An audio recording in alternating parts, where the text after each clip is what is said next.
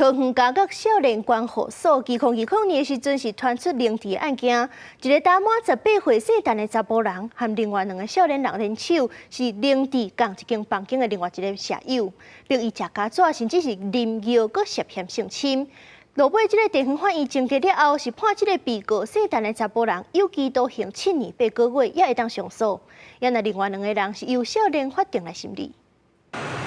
细汉查甫人甲2个少年2020年伫桃园家角佛山少年关护所收容的时阵，欺凌另外一个共大的人，将剩的饭倒入洗碗蒸顶，强迫食落去，佮强迫伊啉酒、食家纸。另外，还有其他性侵的行为。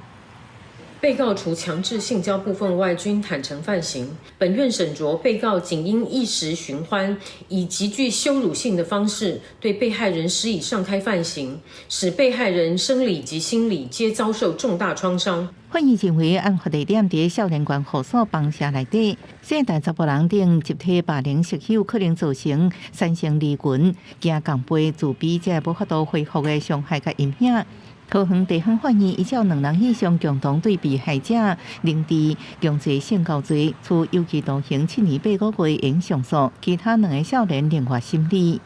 109年5月，在辅导收容少年的时候，发现疑似性霸凌的事件，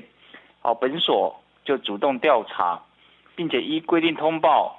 检部相关事证函送少年法庭及地检署侦办。桃园家角表示，第一时间提供受害少年需要辅导的资源，同时主动通知亲人，为避免强凌辱的情形搁发生，会细心考虑少年心性甲特质办理配防，搁强化师生双向沟通甲保密措施，让少年应马上反应以外，也强化少年法治教育，进一步化解霸凌的问题。公视新闻采访报道。